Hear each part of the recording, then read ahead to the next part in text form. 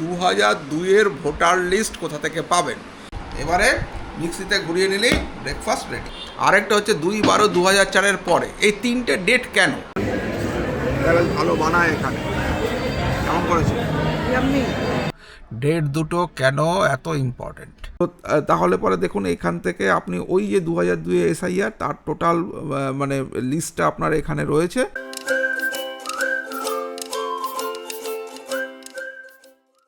Good morning and welcome to a new blog. আজকে তো রোববার, আর সকালবেলা উঠেই বসে পড়েছি চা নিয়ে। চা হয়ে গেছে, চায়ে চুমুক দিতে। ও আচ্ছা, আপনাদের যে এই ভোটার কার্ড ভেরিফিকেশন সংক্রান্ত ভিডিওর প্রচুর কোয়ারিজ এসছে, তো সেই কোয়ারিজগুলোর আমি এই ভিডিও চলতে চলতে অ্যান্সার দেবো একটা একটা করে। চাটা আগে খেয়ে নিই, তারপর আবার আপনাদের সঙ্গে দেখা হচ্ছে। আর এই চায়ের সঙ্গে আমি এই ডাইজেস্টিভ বিস্কুটটা ইউজ করছি এখন। এটা আইটিসির এবং অ্যামাজনে একটা ফ্যান্টাস্টিক অফার আছে, মানে মোর দ্যান 60% অফ। আমি ডেসক্রিপশনে লিঙ্কটা দিয়ে দিচ্ছি, আপনারা ট্রাই করতে পারেন। দারুণ, মানে 240 টাকার বিস্কুট বোধহয় 110 টাকা বা এরকম কিছু একটা। তো এবং ডাইজেস্টিভ, খুব টেস্টি বিস্কুটটা। পুকুর খেতে পুকুর ট্রাই করে জানাবেন কিন্তু কমেন্টে কেমন লাগলো। এবার চলুন আপনাদের একটা ভালো ব্রেকফাস্ট বানানো শিখিয়ে দিই, একদম ভীষণ হেলদি। এই দেখুন, কয়েকটা আমন্ড নিয়ে নিলাম। মানে এই ব্রেকফাস্টটা এত ভালো ভাবা যায় না, এবং কোনো ঝামেলা নেই আপনার। এই একটা মিক্সি জার, তার মধ্যে দিয়ে দিলাম আমন্ড। আর এই দেখুন, এখানে ওই খেজুর নিয়ে নিয়েছি। এই খেজুরগুলোকে কেটে এর মধ্যে দিয়ে দেবো। তাহলে মানে আমন্ড আর খেজুর এখানে রইল। ও বাই দা ওয়ে, এইবার মানে বানাতে বলে নিই যে 2002-এর ভোটার লিস্টের ব্যাপারে অনেকে কোয়ারি করেছিলেন আগের ভিডিওতে, প্রচুর কোশ্চেন এসছে। তো আমি সেই কোশ্চেনগুলোর জন্য এই 2002-এর ভোটার লিস্ট কোত্থেকে পাবেন সেটা কিন্তু আমি এইখানে বলে দিয়েছি। কারণ ব্রেকফাস্টটা বানিয়ে নিই, তারপরে আমরা এই ব্যাপারটা নিয়ে আপনাদেরকে ডিটেলে ডিসকাস করে দেবো। আচ্ছা, এই দেখুন খেজুরগুলো আমি কাটছিলাম, কেটে এর মধ্যে দিয়ে দিলাম। আমন্ড তো আগেই আমি মিক্সির জারে দিয়ে দিয়েছি। এটা হচ্ছে যারা ধরুন বাইরে থাকেন বা সকালবেলা চট করে একটু ব্রেকফাস্ট করে নিতে চাইছেন, গ্যাস ট্যাস জ্বালানোর ঝামেলা নেই, তাদের জন্য এটা একদম আইডিয়াল। আমন্ড আর খেজুর দিয়ে দিলাম। এবার আমন্ড আর খেজুর দিয়ে মিক্সিটাকে একটুখানি ঘুরিয়ে নেবো। এখন দেখুন আমন্ড আর খেজুরগুলো এই যে একদম গোটা গোটা আছে, এটাকে একটু গুঁড়ো করে নিলে ভালো হবে। গুঁড়ো করে নিয়ে চলে আসলাম। এখন ব্যাপারটা এই দেখুন এরকম হয়ে গেল, বুঝতে পেরেছেন? এতে করে কি হবে, ওই মুখে পড়বে না, মানে একদম মিশে যাবে। এবারে কলাটা নিলাম, কলাটাও এখানে দিয়ে দেবো। একটা বা দুটো কলা আপনারা যেরকম চাইছেন, একজনের জন্য বানালে একটা, থাকলে দুটো কলাও দিতে পারেন। কলা দিলে খেতে ভালোই হয়, সুতরাং কলা ইউজ করবেন। এই কলা একটা এর মধ্যে দিয়ে দিলাম। এই ওটসটা দেবো। ওটসটা পরিমাণ মতো আপনারা যেরকম খেতে চাইবেন সেরকম ওটস দিয়ে দেবেন। এটা আমি 1 কাপ এরকমভাবে নিলাম, আপনারা আপনাদের মতন নিয়ে নেবেন, কোনো অসুবিধা নেই। আর যদি দুধের ধরুন পুরোটা দুধ দিয়ে খেতে ভালো লাগছে না, তাহলে দুধের সঙ্গে কিন্তু 1 কাপ দুধের সঙ্গে 1 কাপ জলও ইউজ করতে পারেন, কোনো অসুবিধা নেই, খেতে একটুও খারাপ লাগবে না। এবারে মিক্সিতে ঘুরিয়ে নিলেই ব্রেকফাস্ট রেডি হয়ে গেছে। Smoothie ready. আমি একবার দেখিয়ে দিয়ে মিক্সিতে ঘুরিয়ে নিয়ে আসলাম। আগেই তো দেখিয়েছি কী কী দিয়েছি। খেজুর, আমন্ড এগুলো দিয়েছি, কলা দিয়েছি, ওটস দিয়েছি, দুধ দিয়েছি, একটু হালকা করে জল দিয়েছি। রেডি হয়ে গেছে। এবার দেখাচ্ছি ঢেলে। এই হচ্ছে গ্লাস মিনি, এটা দুজনের জন্য আমরা রেডি করেছি। এই দেখুন, এইটাও বুঝতে পারছেন এরকম হবে এর যে কনসিস্টেন্সিটা। এটা কিন্তু খেতে দুরন্ত হয়, কিন্তু সবচেয়ে ইম্পর্ট্যান্ট হচ্ছে এটা ভীষণ হেলদি। আপনার কিন্তু ব্রেকফাস্ট হয়ে গেল, না গ্যাস জ্বালানো, না কড়াই বসানো, না তেল দেওয়া, না কিছু দরকার। একদম ফার্স্ট ক্লাস ব্রেকফাস্ট, একদম রেডি। স্মুদি দিয়ে ব্রেকফাস্ট ডান। আচ্ছা, এবারে একটা আমি কোয়ারি প্রচুর লোক যেটা করেছেন আমি সেটা ক্লিয়ার করে দিই। সেটা হচ্ছে 2002-এর ভোটার লিস্ট কোথা থেকে পাবেন। দেখুন 2002-এর ভোটার লিস্ট কিন্তু পাবলিশ হওয়া শুরু হয়ে গিয়েছে। আপনারা CEO West Bengal .nic.in, CEO মানে চিফ ইলেকটোরাল অফিসার, তার সিইও ওয়েস্ট বেঙ্গল .nic.in, এই ওয়েবসাইট থেকে আপনি ভোটার লিস্টে 2002-এর যে লাস্ট এসআইআর হয়েছিল তার ভোটার লিস্ট ওখান থেকে আপনারা ডাউনলোড করতে পারবেন। আমি অন স্ক্রিন পুরোটা দেখিয়ে দিচ্ছি আপনাদের কিভাবে করতে হবে, সুতরাং দেখতে থাকুন। আর অবশ্যই এখনও যদি চ্যানেলটা সাবস্ক্রাইব না করে থাকেন তাহলে কিন্তু খুব রাগ করবে। প্লিজ চ্যানেলটাকে সাবস্ক্রাইব করে রাখুন, আর ভিডিওটাকে ভালো লাগলে লাইক করবেন।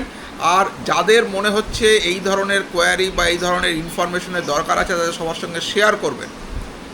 তাহলে চলুন আপনাদের দেখিয়ে দিই যে কীভাবে ডাউনলোডটা করতে হবে। আচ্ছা, এবার 2002-এর ভোটার লিস্ট বের করার জন্য আমরা একটা কম্পিউটার স্ক্রিনে চলে আসলাম। সেখান থেকে আমরা একটা ব্রাউজার ওপেন করলাম। আমি এখানে ক্রোম ওপেন করেছি, আপনি যে কোনো কিছু ওপেন করতে পারেন। এবার সেখানে আমরা টাইপ করব যে সিইও ওয়েস্ট বেঙ্গল .nic.in। আমার অলরেডি আগেই করা ছিল বলে আমি ওইখান দিয়ে খুলে নিলাম। এবারে দেখুন আমরা এই চিফ ইলেকটোরাল অফিসার ওয়েস্ট বেঙ্গলের পেজে পৌঁছে গেলাম। এখানে দেখুন এই নিচ দিয়ে একটা স্ক্রল করে যাচ্ছে ইলেকটোরাল রোল 2002। এবার এই যে স্ক্রল করছে এখানে আপনি মানে মাউসটা নিয়ে গেলেই এটা দাঁড়িয়ে যাবে এবং আপনি এখানে একটা ক্লিক করবেন। ক্লিক করলেই দেখুন আপনার যে যে ডিস্ট্রিক্টের ইলেকটোরাল রোল পাবলিশ হয়ে গেছে তাদের নামগুলো সব চলে এসছে। আমরা যে কোনো একটা নাম এখান থেকে নিই, ধরা যাক আমরা কী নেব, নদিয়া নিলাম। এবারে নদিয়াতে ঢুকে পড়লাম। নদিয়াতে ক্লিক করলেই অ্যাসেম্বলি কনস্টিটিউয়েন্সি নদিয়ার যেগুলো আছে সেগুলোর নাম চলে আসছে। এখান থেকে আমরা ধরুন একটা নিলাম সে নাকাশিপাড়া। এবার যে কোনো আপনি নিতে পারেন, আপনার যেটা অ্যাসেম্বলি কনস্টিটিউয়েন্সি সেটা নেবেন। নিলে পরে আপনি তার একদম বুথ লেভেলে চলে যাবেন, মানে একদম দেখুন বুথের নামগুলো দিয়ে দিচ্ছে। এবার আপনি যে পোলিং বুথে ভোট দেন সেই পোলিং বুথের নামটা আপনাকে এখান থেকে বের করে নিতে হবে। আমি একটা নিলাম ধরুন, এবার নিয়ে তাদেরকে ডাউনলোড বললে পরেই আমার কাছে দেখুন এই টোটাল ইলেকটোরাল রোলটা চলে আসবে। এই ইলেকটোরাল রোলে ওই পোলিং বুথে যতজন ভোট দেন তাদের সবার নাম কিন্তু এখানে রয়েছে। আপনারও নাম এখানে রয়েছে যদি 2002 সালে আপনার নাম এখানে মানে আপনি যদি ভোট দিয়ে থাকেন এই বুথে। তো তাহলে পরে দেখুন এখান থেকে আপনি ওই যে 2002 এসআইআর তার টোটাল মানে লিস্টটা আপনার এখানে রয়েছে। এই লিস্ট থেকে আপনি আপনার নামটা খুঁজে নিন। আপনার নামটা যে পেজে থাকবে সেই পেজের একটা প্রিন্ট আউট নিতে পারেন। দেখুন ডাউনলোড এবং প্রিন্ট দুটো অপশনই কিন্তু এখানে রয়েছে। আপনি ডাউনলোডও করতে পারেন, আপনি প্রিন্টও দিতে পারেন। এবার এইটা করে নিয়ে আপনি ওইটাকে মানে ওই লিস্টের যে ওই পেজটা ওটাকে আপনার দেখালেই হয়ে যাবে। আপনি যে কোনো সাইবার ক্যাফে থেকেও করতে পারেন। সকালবেলা খটখটে রোদ দিল, ভাবলাম যাক এতদিন পরে একটু বৃষ্টিটা কমবে, একটুখানি ভালো লাগবে, একটু মানে রোদও তো দরকার। আবার দেখুন আকাশের অবস্থা, এই দেখুন আবার আকাশ কালো, বৃষ্টি পড়ছে, পুরো একদম রাস্তা ভিজে গেল। মানে বৃষ্টির থেকে একটু নিস্তার দিচ্ছে না, কি অবস্থা, টানা চলছে। একটু কাজকর্ম ছিল, কাজকর্ম সেরে আসলাম, এবারে ফোন করে নিয়েছি, এবারে লাঞ্চ। তো আজকে লাঞ্চে কি আছে? ও হ্যাঁ ইলিশ মাছ, ঠিক আজকে লাঞ্চে ইলিশ মাছ আছে, আর ইলিশ মাছ বেগুন দিয়ে ঝোল। আচ্ছা, তো আছে 5 তরকারি আছে, ইলিশ মাছ আছে, আর কি আছে জানি না। মানে মোটামুটি লাঞ্চটা করে নিই। ও তারপরে একটা কিন্তু খুব গুরুত্বপূর্ণ প্রশ্ন অনেকেই করেছেন, তার আমি উত্তর দেব। সেটা হচ্ছে যে আমরা এখানে দেখতে পাচ্ছি যে যে কাগজপত্রগুলো লাগবে এটা 3 ভাগে ভাগ করা আছে। একটা ভাগ হচ্ছে যাদের জন্ম 1/7/1987 আগে, আরেকটা হচ্ছে 1/7/1987 থেকে 2/12/2004 মধ্যে, আরেকটা হচ্ছে 2/12/2004 পরে। এই 3টে ডেট কেন? এই প্রশ্ন আমাকে বহুজন করেছেন। এই ডেটগুলো কেন এত ইম্পর্ট্যান্ট এবং এই ডেটগুলোর সিগনিফিকেন্স কী সেটা আমি লাঞ্চটা করে নিই, তারপর আপনাদেরকে বলছি। তো একটু বেরোলাম, একটু আজকে বিকেলবেলা একটুখানি বললাম একটু ঘুরে আসি, তো সেই জন্য বেরিয়েছি। যে কথাটা বলেছিলাম লাঞ্চের পর আপনাদের সঙ্গে শেয়ার করব সেটা হচ্ছে যে ওই ডেট দুটো কেন এত ইম্পর্ট্যান্ট। তো বলি যে অ্যাকচুয়ালি ভারতের যে নাগরিকত্ব আইন, সেই নাগরিকত্ব আইন ওই 1/7/1987 আগে একরকম ছিল, আর 1/7/1987 থেকে আরেক রকম হয়েছে। মানে ব্যাপারটা হচ্ছে যে ওই 1/7/1987 আগে ভারতে জন্মানো যে কোনো লোকেরই ভারতের নাগরিকত্ব পাওয়ার অধিকার ছিল। কিন্তু ওই সময় কনস্টিটিউশনের যে একটা অ্যামেন্ডমেন্ট হয়, সেই অ্যামেন্ডমেন্টে বলা হয় যে 1/7/1987 পর থেকে যে কেউ ভারতে জন্মালেই সে ভারতের নাগরিক হবে না। তাকে ভারতের নাগরিক হতে হলে তার বাবা অথবা মায়ের মধ্যে যে কোনো একজনকে ভারতের নাগরিক হতে হবে। এটা হচ্ছে ওই 1/7/1987।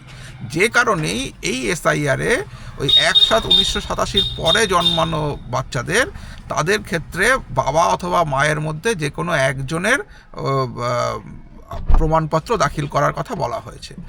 আর এইটা আবার একটা অ্যামেন্ডমেন্ট হয় যেটা কার্যকর হয় ওই 2/12/2004-এ, যেখানে বলা হয় যে বাবা মানে যে বাচ্চা ভারতে জন্মাবে তার বাবা এবং মা দুজনকেই ভারতের নাগরিক হতে হবে, তাহলে পরে সেই বাচ্চা এখানে জন্মানোর সূত্রে ভারতের নাগরিক হবে। তো এই কারণে এই ডেট দুটো খুব ইম্পর্টেন্ট। অর্থাৎ 1/7/1987 আগে ভারতে জন্মালেই ভারতের নাগরিক হিসেবে তাকে গণ্য করা হতো। 1/7/1987 পর থেকে সেটা হলো বাবা বা মায়ের মধ্যে একজনকে ভারতীয় হতে হবে। আর ওই 2/12/2004-এ যে নতুন অ্যামেন্ডমেন্ট হলো, সেই অ্যামেন্ডমেন্টে বলা হলো বাবা এবং মা দুজনকেই ভারতীয় হলে তবেই ভারতে জন্মানো যে কোনো বাচ্চা ভারতের নাগরিক হিসেবে গণ্য হবে। এই কারণে ওই ডেট দুটো ফিক্সড। বোঝা গেল? আচ্ছা, এইরকমই আরও খুব ইন্টারেস্টিং যে কোয়ারিজগুলো আপনাদের রয়েছে, সেই কোয়ারিজ কিন্তু আমাদের এই সিরিজে আসতে থাকবে। সুতরাং প্লিজ চ্যানেলটাকে সাবস্ক্রাইব করে রাখুন, বেল আইকনটা ক্লিক করে রাখুন, যাতে যখনই আমরা এই অ্যান্সারগুলো দেব আপনারা সঙ্গে সঙ্গে নোটিফিকেশন পান।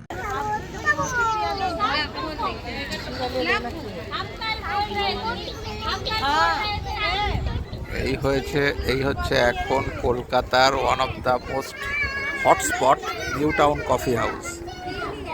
কলেজ স্ট্রিটে তো কফি হাউস ঐতিহ্যময়, কোনো সন্দেহ নেই, কিন্তু অ্যাম্বিয়েন্স এই সব কিছু যদি আপনি মেলান তাহলে পরে এটাই কিন্তু এখন নিউয়েস্ট অ্যাট্রাকশন কলকাতা। দেখুন কত লোক, রোববার এখন বাজে হচ্ছে 7টা মতন, 7:10 সন্ধে হয়ে এসছে, এবং দেখুন কত লোক ওয়েটিং। আজকে রোববারের বাজারেও সবাই এসছে। তো আপনাদেরকে একটু নিয়ে আসলাম কফি হাউসে। আমরাও আসছি, আজকে রোববারের বাজার, সানডে। তো একটু কফি আর ক্রিসপি চিলি বেবিকর্ন অর্ডার করেছি, দেখা যাক কেমন। আসুন, আমার সঙ্গে অনেক এসছে।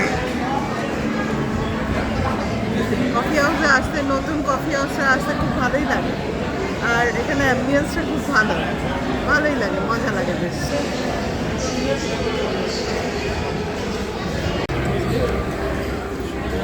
চলে এসছে ক্রিসপি চিলি বেবিকর্ন, এটা বেশ ভালো বানায় এখানে। কেমন করেছে? ইয়াম্মি, খুব ভালো। চেহারা দেখেই মনে হচ্ছে খুব ভালো বানায়।